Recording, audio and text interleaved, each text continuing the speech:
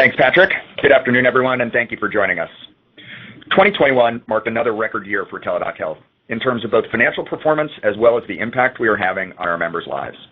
We launched our next-generation mental health product, MyStrength Complete, combining the best of Livongo and Teladoc capabilities, and announced significant new deals for our virtual primary care product, Primary 360. In the direct-to-consumer market, our BetterHelp product posted another year of record growth, exceeding $700 million in global revenue. We exited 2021 with significant sales momentum, with fourth quarter bookings showing strong growth both sequentially and over the prior year. Notably, multi-product sales represented 80% of full-year bookings. For the fourth quarter, Teladoc Health posted another strong quarter of financial performance as we continue to deepen member relationships and increase the care delivered to consumers. The broad-based strength across the business drove revenue of $554 million in the fourth quarter, representing an increase of 45% over the prior year, including organic growth of 32%. Our vision is to become the first stop in the consumer healthcare journey, regardless of need, by delivering whole-person care to meet the complex needs of our members, from physical to mental, acute to episodic, and chronic to complex. To advance this vision, we continue to focus on our key strategic priorities that we believe underpin the next phase of significant growth for our company. Those priorities include expanding adoption of our integrated virtual primary care product, Primary 360, expanding our mental health services to meet growing demand, and enhancing our chronic care capabilities in order to be even more impactful for clients and members.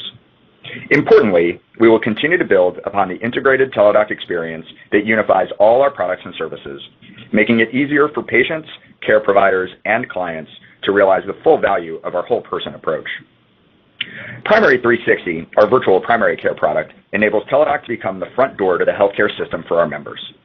We believe our unmatched depth and breadth of capabilities positions the company as the global leader in whole person virtual care. While it remains early, I am very pleased with the enrollment and engagement we're seeing in Primary 360 so far. I was just reviewing data from one of our partners that recently launched a virtual first plan supported by our Primary 360 product, and the number of people choosing the plan has significantly exceeded our initial forecasts. And 75% of the members who have enrolled in that plan are entirely new to that insurer. So Primary 360 is clearly proving to be a differentiating factor in the marketplace for our health plan clients. Virtual first plan offerings are increasingly being viewed as strategic necessities among insurers, and as the leader in the space with the most robust and comprehensive offering, we're well positioned to partner with those plans. We now have over 50 clients live on Primary 360, including several Fortune 500 employers, and our pipeline of opportunities continues to build. Our Primary 360 offering is resonating in the employer market due not only to the breadth and depth of our product, but because of our ability to scale and integrate with an employer's benefit design. Large employers need a virtual primary care offering that can both serve an employee base spread across geographies and integrate with multiple insurance plans, since large employers typically offer plans from more than one insurance carrier. We're uniquely positioned to be that partner, given our track record of working across multiple national and regional payers.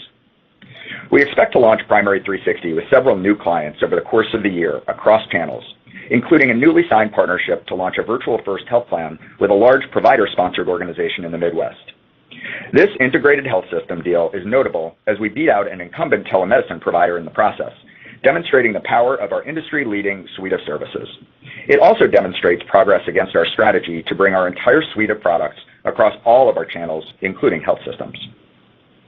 In chronic care, the number of individuals enrolled in our suite of solutions grew 22% year over year to 729,000 at the end of the fourth quarter. Over 40% of adults in the U.S. are living with multiple chronic conditions, and as you've heard me say in the past, individuals don't view themselves as just a person with a chronic disease. They view themselves as a person who needs help accessing care and managing their entire health. Importantly, our approach of focusing on the whole person as opposed to a single condition continues to pay off. The percentage of chronic care members enrolled in more than one program has doubled over the prior year, resulting in total chronic care program enrollment growth of over 30%. Last week, we announced the launch of our new Chronic Care Complete product line, which incorporates data-driven outreach to connect enrollees in our chronic care programs with Teladoc physicians. This will, for example, enable us to leverage the Teladoc physician network based on real-time data to better engage with chronic care members who may be struggling to control their disease and provide services such as adjusting care plans or optimizing medications. Chronic Care Complete will allow us to leverage our data capabilities, including the billions of data points we've collected to date, to make intelligent interventions, drive better outcomes for our members, and lower costs for our clients. This integration of our telemedicine capabilities, our digital chronic care management programs, and our robust data capabilities represents the latest example of our integrated stepped care approach and follows on the heels of the launch of our MyStrength Complete mental health offering last year. Mental health remains another key priority for us and an area where we continue to see tremendous demand for care. In the direct-to-consumer channel, our BetterHelp brand continues to drive significant growth, both in the U.S. and international markets. In the B2B channel, our new flagship MyStrength Complete product, which offers both digital capabilities and virtual interactions, is gaining momentum. We find that since mental health is a longitudinal relationship where members typically have several visits with their therapist or psychiatrist, it acts like a gateway for other Teladoc services.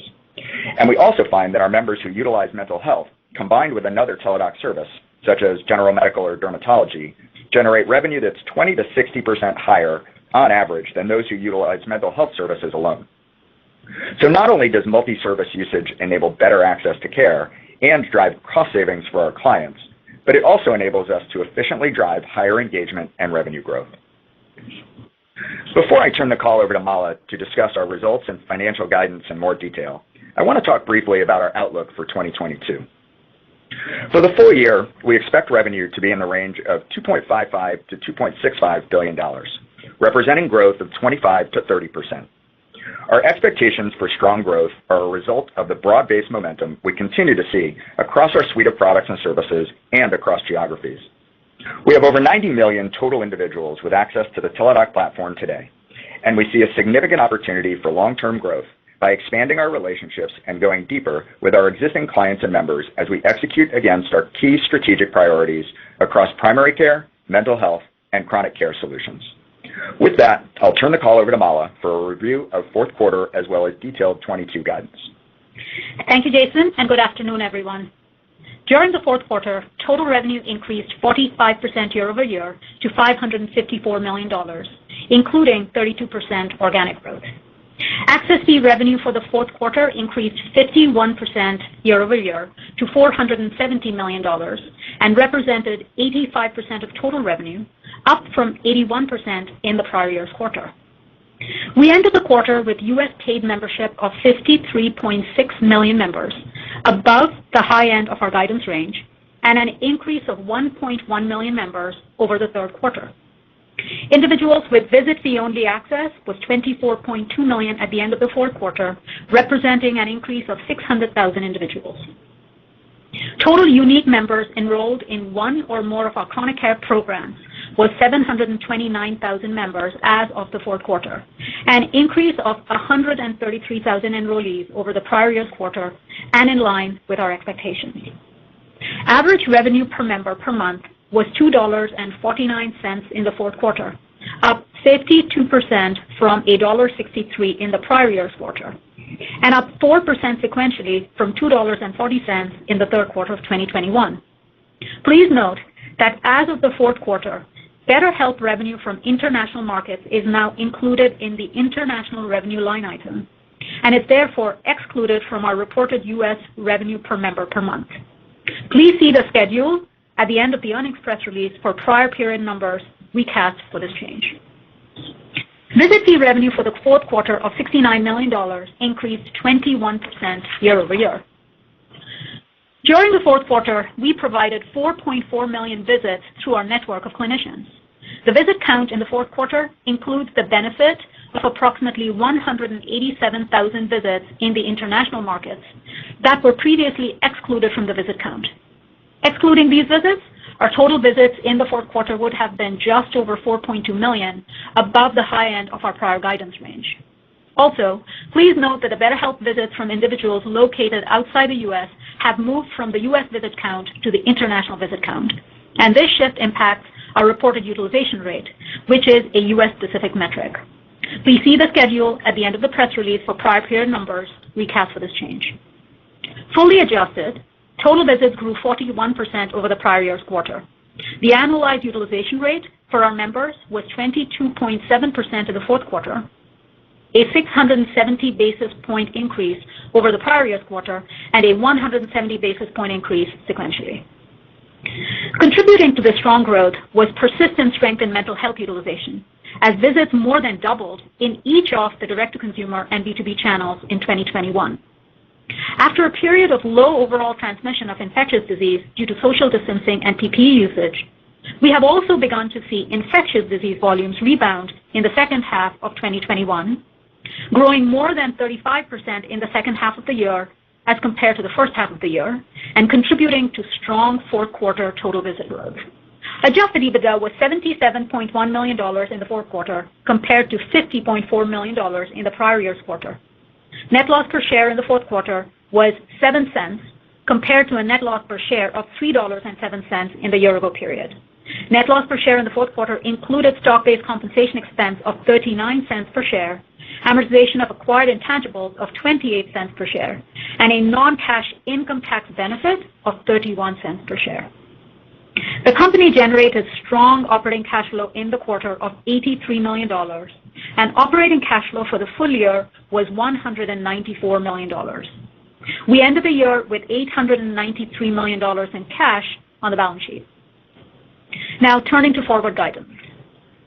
For the full year 2022, we expect revenue to be in the range of $2.55 to $2.65 billion, representing growth of 25 to 30% over the prior year.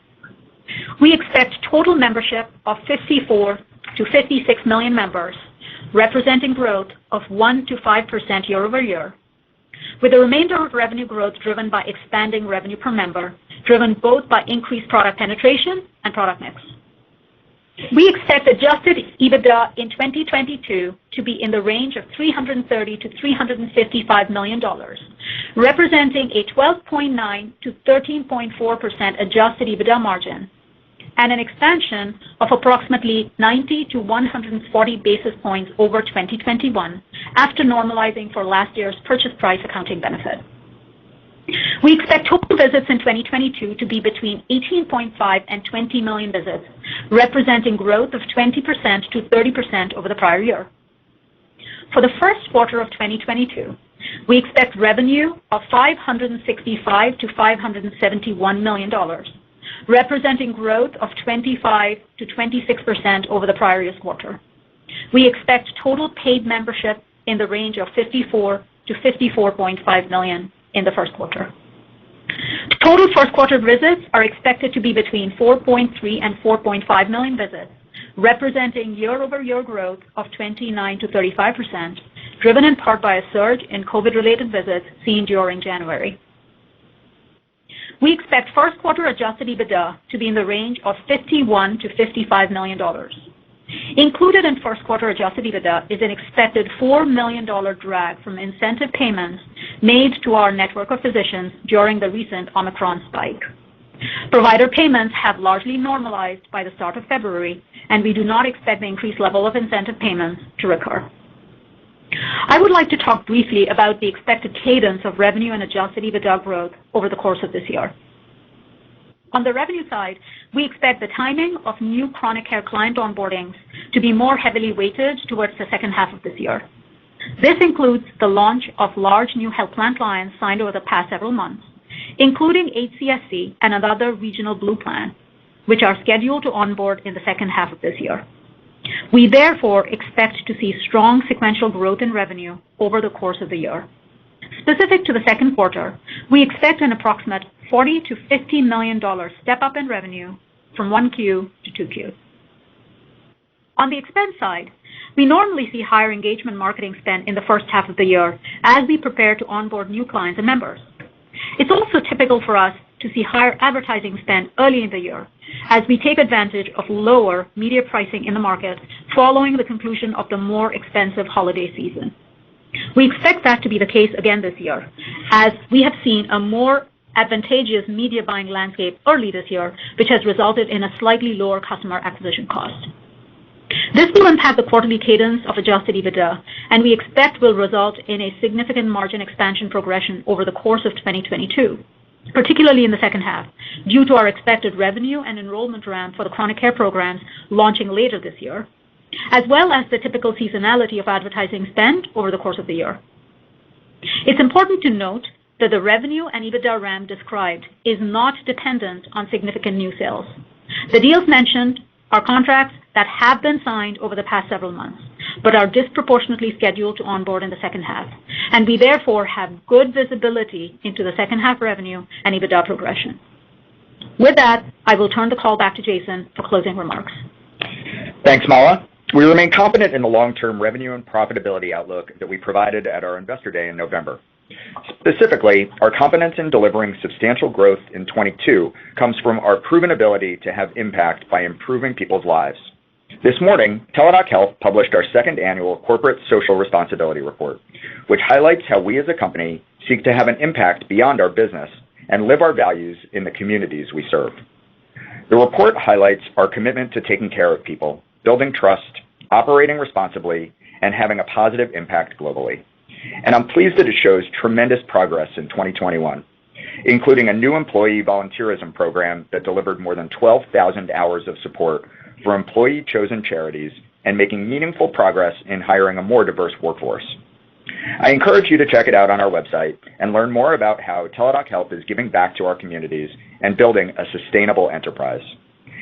As always, thank you for your continued interest in Teladoc Health. And with that, we'll open the call for questions. Operator? Thank you, Jason. We will now begin the Q&A session. If you'd like to ask a question, please press star 1 on your telephone keypad. And if for any reason you'd like to remove that question, please press star 2. We do ask that each participant limit themselves to one question. And as a reminder, if you're using a speakerphone, please remember to pick up your handset before asking your question.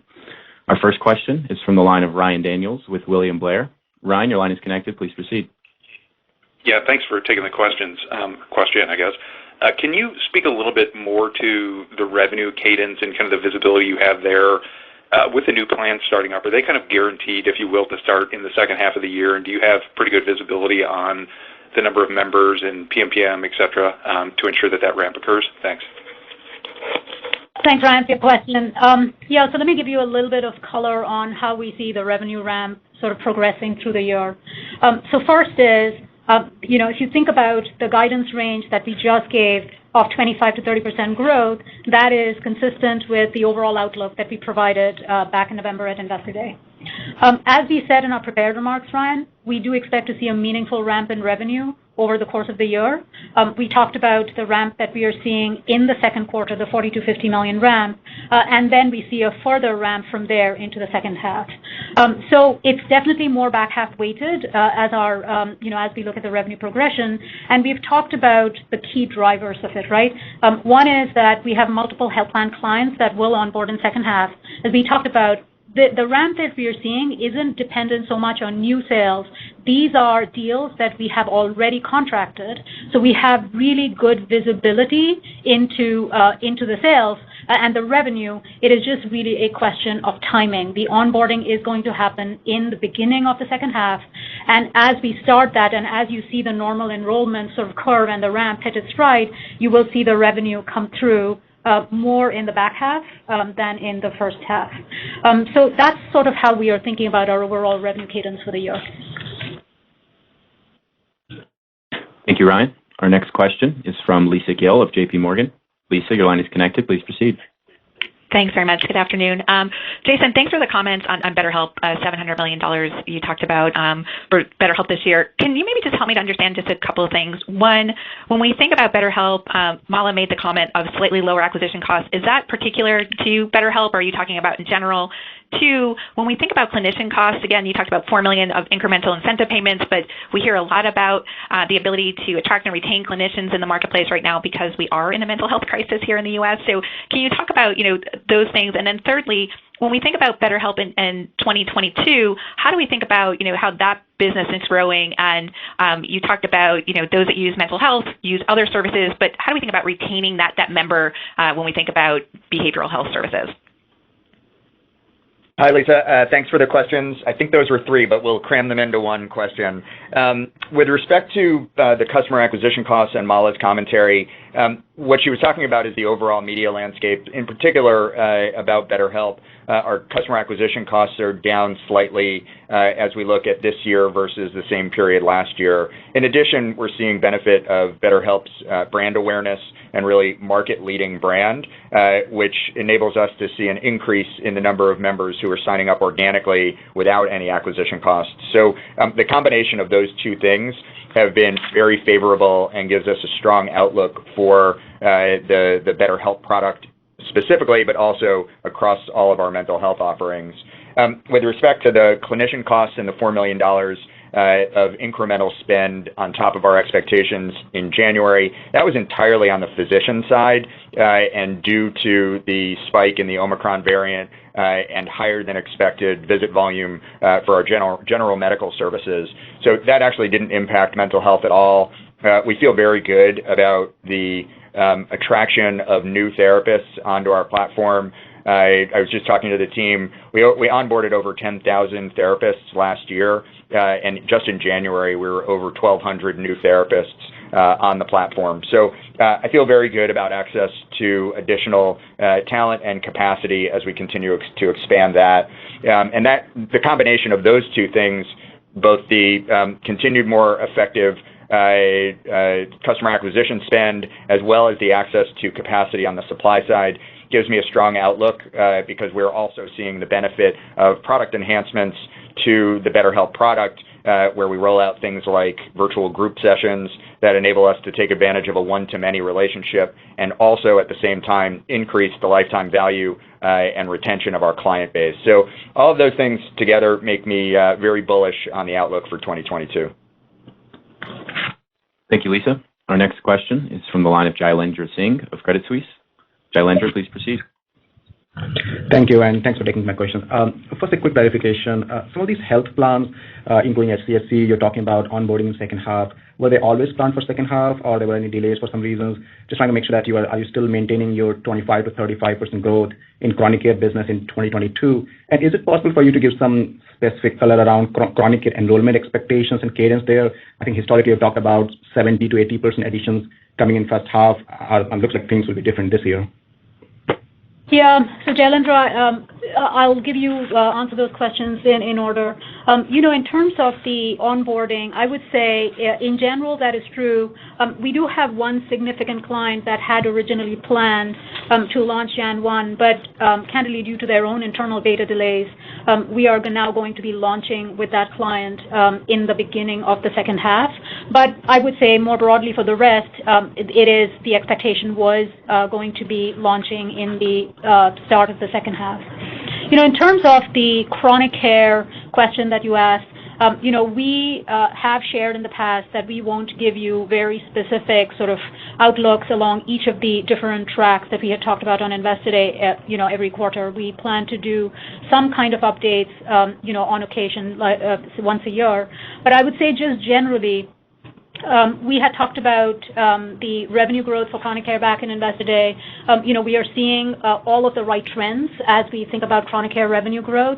And if I think about exiting the run rate exit for 2022, I am comfortable with the growth rates expectations that we had set back in November.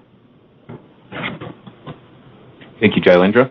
Our next question is from Richard Close of Canaccord Genuity. Richard, please proceed. Great. Thanks for the question. Given the change in classification in the BetterHelp international visits and the impact, the adjustment on utilization, what would be a good target to think about in terms of utilization rates increasing year over year? I think you've provided some internal targets before.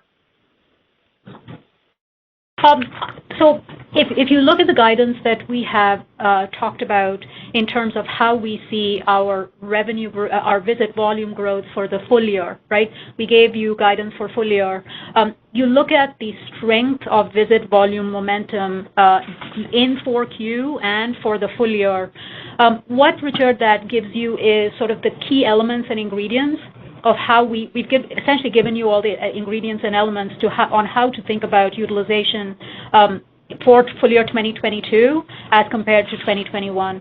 So I feel very comfortable with the progress we are making in terms of the strong visit volume growth. And just some further color, just to sort of segue from the comments that Jason made on mental health overall.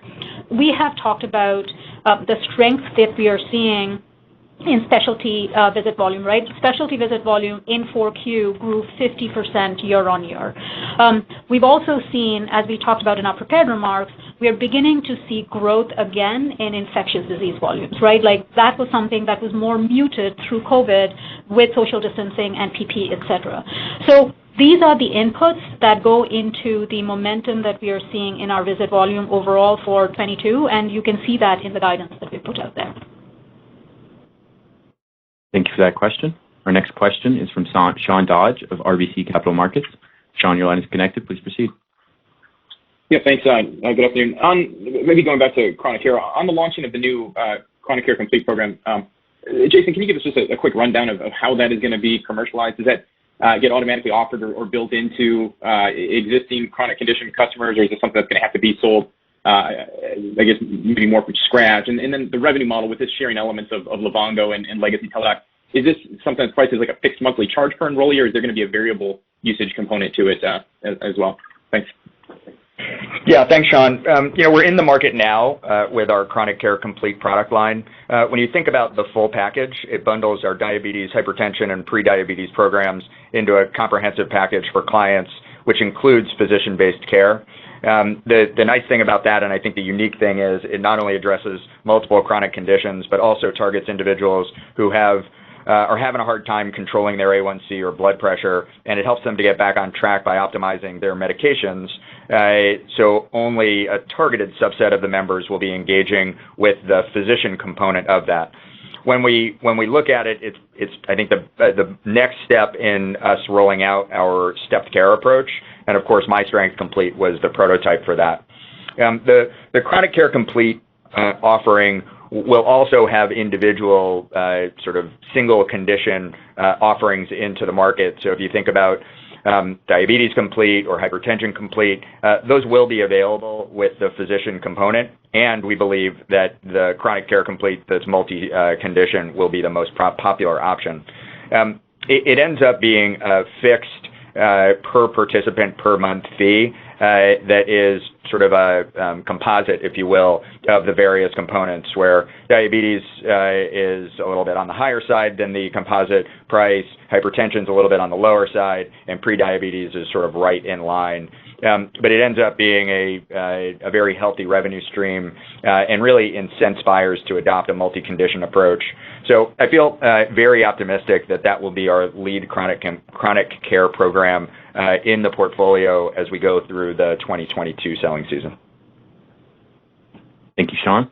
Our next question is from Charles Rhyee of Cowen. Charles, your line is connected. Please go ahead. Yeah, thanks for taking the question. Maybe Mala, I wanted to talk about the first quarter EBITDA guidance and just trying to understand as we think about, maybe, costs related to starting up, Primary 360, and Chronic Care Complete, et cetera. What % of those costs would you say are sort of non-recurring in the sense that now that once you get those programs off the ground, they would not necessarily recur going forward? And just to clarify, I think maybe from Jalendra's question earlier, this chronic care management membership, like what % of the chronic care membership, that 25 to 35%, is going to be coming from the second half? Thanks. Yeah.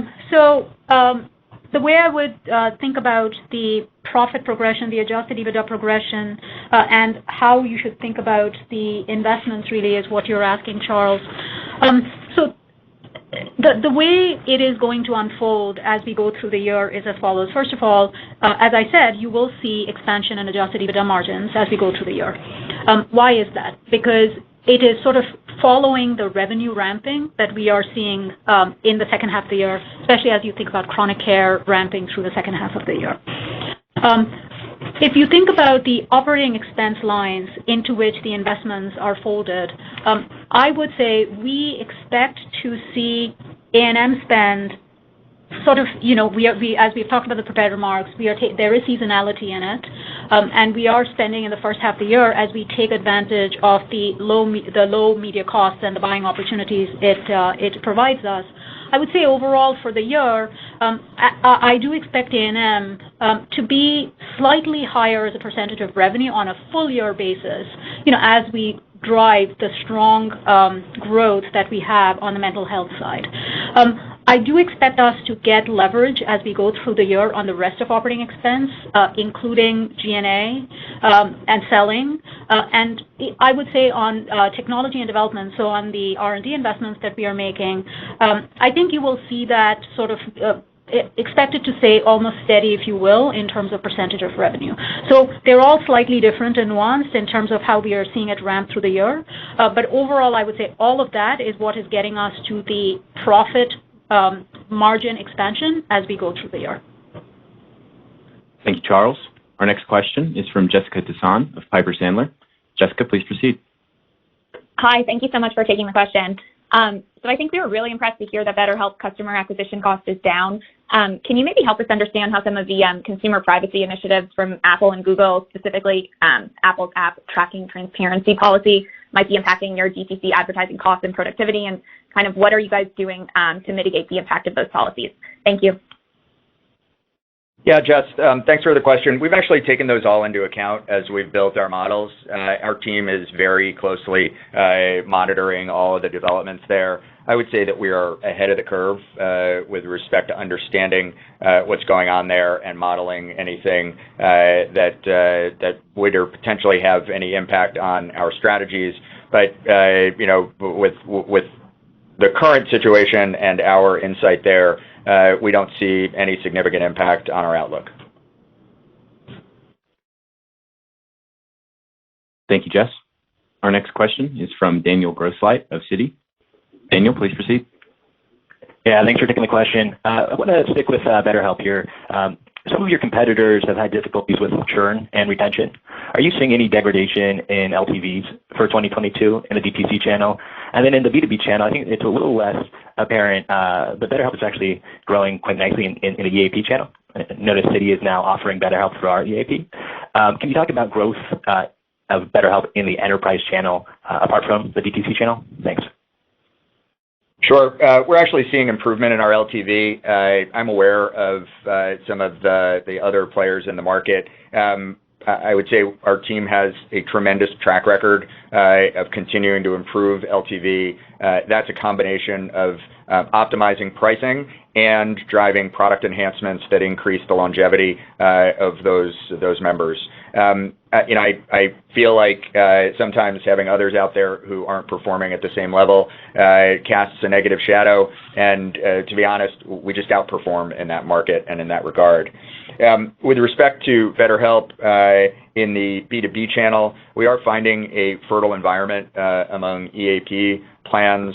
The model there is sort of a B2B to B2C customer acquisition strategy where BetterHelp gets embedded in an EAP plan and a certain set of interactions are included in the EAP expense.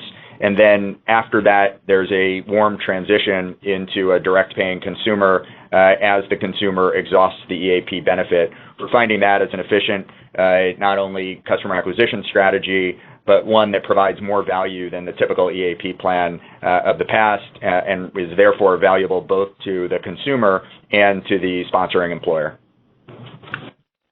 Thank you, Daniel. Our next question is from George Hill of Deutsche Bank. George, please proceed. Yeah. Good morning. I'm going to come back to BetterHelp one more time. And I guess, Mala, I'd ask you use the word persistency in your prepared comments. I guess, could you provide a little bit more color as it relates to the behavioral product of how much of it is growth of new members and kind of how much of it is growth of revenue per member, and kind of what is the right way to think about that as we think about the contribution of the growth of the behavioral product over time? Yeah. So, George, I would say it's all of those. So if you think about let me address it from both the DTC side as well as the B2B side. On the direct-to-consumer side, as we think about the momentum that we are seeing in BetterHelp, we are absolutely seeing all of the, what I would call the operating metrics, make a tremendous amount of healthy progress, whether it be the number of members, whether it be lower churn and greater retention that is feeding the increasing LTV. Jason just talked about what is fueling that in terms of product innovation, et cetera.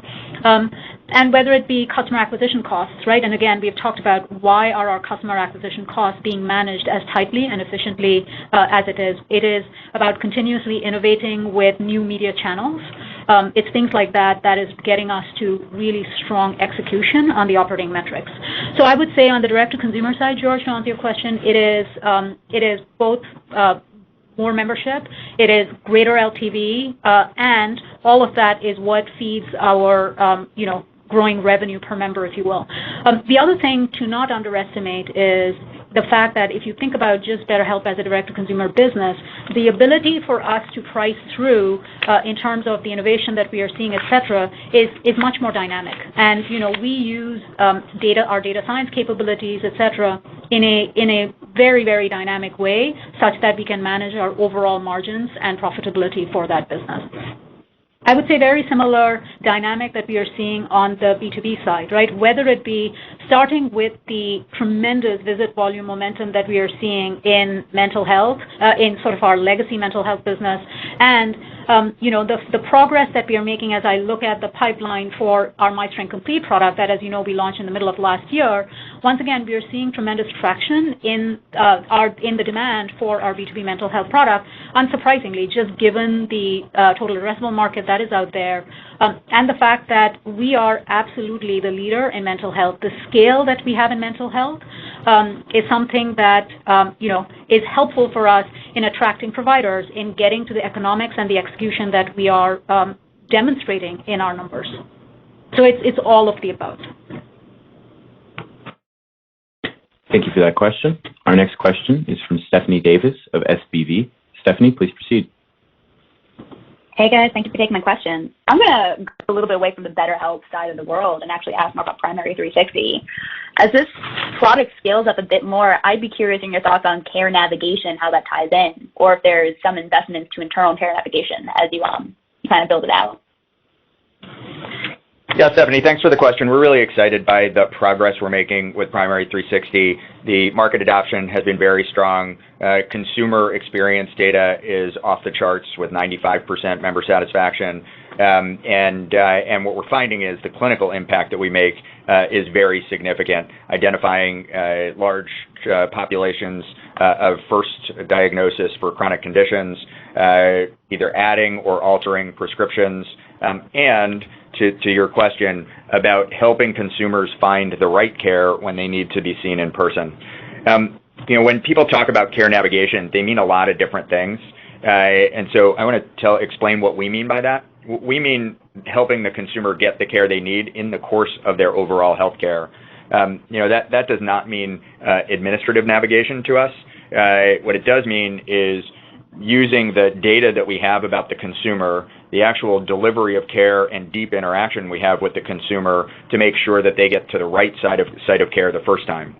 Given the combination of our digital interactions with them using devices and their interactions with our platform, the care delivery interactions we have driven out of our virtual visits, both on the mental and physical side, and given our unique capabilities when it comes to expert medical opinions from our depth of experience there, we feel like we are uniquely positioned because we deeply integrate with the health plan to be able to make the most efficient referral for them when they need to be seen in person, and then act as almost a concierge on their behalf. So when we talk about care navigation, that's what we mean because we think that's the highest value form of care navigation. Thank you, Stephanie. Our next question is from Ryan McDonald of Needham. Ryan, please proceed. Thanks for taking my question. I'm Primary 360. Wanted to touch on the insurer channel, and you talked about the relevance that you're seeing for the offering within virtual first plans. Just curious if you think that the growth of that product is dependent on the proliferation and addition of additional virtual first plans, or do you think that you can actually start to weave this into traditional plans as well? Thanks. Yeah, I think the answer is both. Virtual first plan designs can be an accelerator because, of course, they provide financial incentives to the consumer to engage in a virtual primary care relationship. but I don't think that the success of Primary 360 is dependent on the proliferation of virtual first plan designs. What we see with the clinical impact that we're having, as well as the member experience that we're having, is one where I believe over time it will be a sought-after relationship and a sought-after product that driven as much by the consumer as by the plan design, because of the opportunity to have more frequent interactions, to have access to a full care team, to have access to digital interactions, and to get the power of the underlying data science to help drive a more personalized and better healthcare outcome. Thank you, Ryan. Our next question is from Stan Berenstein of Wells Fargo. Stan, please proceed. Hi, thanks for taking my questions. Jason, maybe on chronic care, can you give us an update on where you stand in regards to chronic care products that are outside of the diabetic hypertension verticals?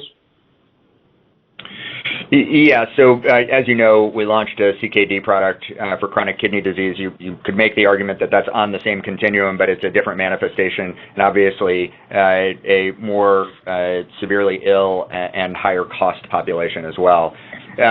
You've heard us talk about continuing on the cardiometabolic continuum and branching out into other areas.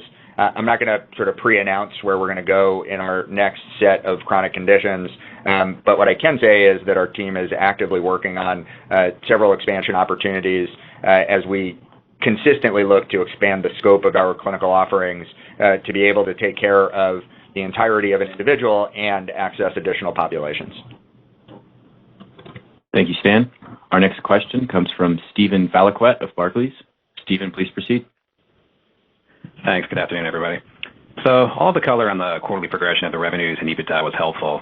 With the 1Q22 EBITDA margin guide in the 9 to 9.5% range, and then just thinking about what you said about the revenue ramp happening in the back half of the year, just kind of playing around with the model, it seems like the EBITDA margin would have to be somewhere in the high teens for the fourth quarter, maybe 17% or so, which is really is a margin that I think consensus wouldn't really reflect the company hitting on a full year basis for another 3-4 years or so from the 13% jump off point from last year.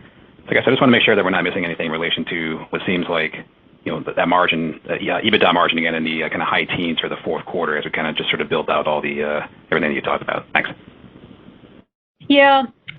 So as we think about the ramp, you are right. What I would say is you are in the right ballpark. We have talked about the seasonality of revenue ramping in the second half, especially on the chronic care side. The margins that come with chronic care revenue.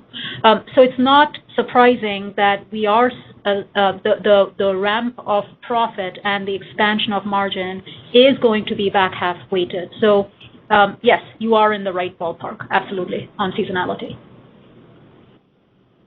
Thank you, Stephen. Our next question comes from the line of David Larson of BTIG. David, please proceed with your question.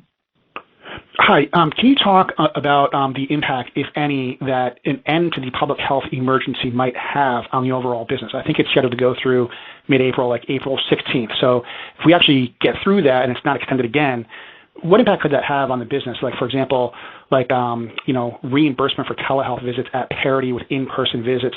How could that change, if at all? And then also plan designs with like copays and deductibles being waived for COVID patients. Just any thoughts there, along with expected trends from COVID in 22 would be helpful. Thank you. Yeah, I don't think it will have any real impact on our outlook. Most of the plan designs that had waived copays on virtual visits have reverted back to charging copays for those visits. Most of the states who had waived licensure requirements have reverted back to requiring in-state licensure. Almost none of our business is Medicare fee-for-service, and therefore we're really not sensitive to Medicare reimbursement.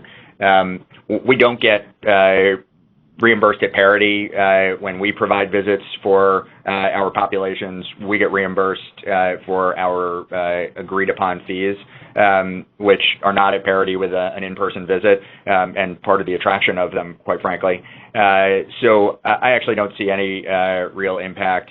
The other part where I think we're beyond any questions about sort of the national health emergency is reimbursement for chronic care management. The impact of value-based care and value-based reimbursement aligns us with both the payer as well as the provider when they're taking risk. So I see really only tailwinds going forward. And as you probably know, there are several movements within Congress to continue to expand the support for both from a regulatory as well as reimbursement perspective, the continued expansion of virtual care. Thank you, David. Our next question is from Dev Weerasuriya of Berenberg. Dev, please proceed. Hey, good evening. Thanks for taking my questions. I want to circle back to the operating margins and just margins in general in relation to kind of the customer acquisition costs and related sales and marketing spend required to keep patients engaged. And I'm just, trying to get some color around how these differ. We got a lot of color around BetterHelp, but maybe for P360 as well as chronic care, how the cadence moves from let's say the quarter that you onboard the client toward kind of Q4. Or the subsequent quarters. And then kind of the second question in relation to that is, so we see this, sequential ramp up in margin, some leverage on, I would assume, on the sales and marketing side and as well as other operating leverage through the year. How would that, what kind of changes are there from a year-to-year basis instead of within a year as well? Thanks. Okay, so I'll address them in turn, Dave. If you think about the sales and marketing, as you talked about for Primary 360 and chronic care, again, what I would say is that is where we look to the ramping of our B2B engagement marketing spend, and we have thought about the ramping of that as we, ahead of the launches, so that again, we are looking at pacing the timing of our A&M spend for visit volumes as we go through the year. This is on the legacy telehealth side. But as we really scale, as the populations launch for chronic care, think of the spend, the marketing spend on that, roughly sort of consistent and pacing that, right? So we need the program to launch, we need the clients to launch, and then we will do the, the work we do on engaging with those so that we get the appropriate enrollment sort of ramping up once those clients launch on the chronic care side. And I'd say similarly on Primary 360. So, think of the client launches and the spend on the B2B marketing side as sort of consistent with that. The marketing spend that we do on our other telehealth, normal telehealth visit volumes, whether it be infectious diseases or specialty, think of that, consistent with prior years. I think we have plenty of demonstrated history on the spend we do on that and the success we have on driving the momentum on that. On your second question, in terms of year over year, as I said a few minutes ago, there's no question we are investing in our A&M spend especially on the direct-to-consumer side, and so we do expect to see growth in A&M spend. I sort of talked about the relation of that with our revenue, and I want to be clear that is with the fact that we are seeing sort of the customer acquisition costs continue to be very efficient. So we continue to see the efficiencies in our marketing spend on that. We do expect to see G&A leverage. We have done that in prior years, and I would expect to continue to get operating leverage on the G&A line as our revenue ramps. And as I said a few minutes ago, we will invest, as we have shared on Invest Today, on our technology roadmap, on our product innovation roadmap, and therefore in R&D.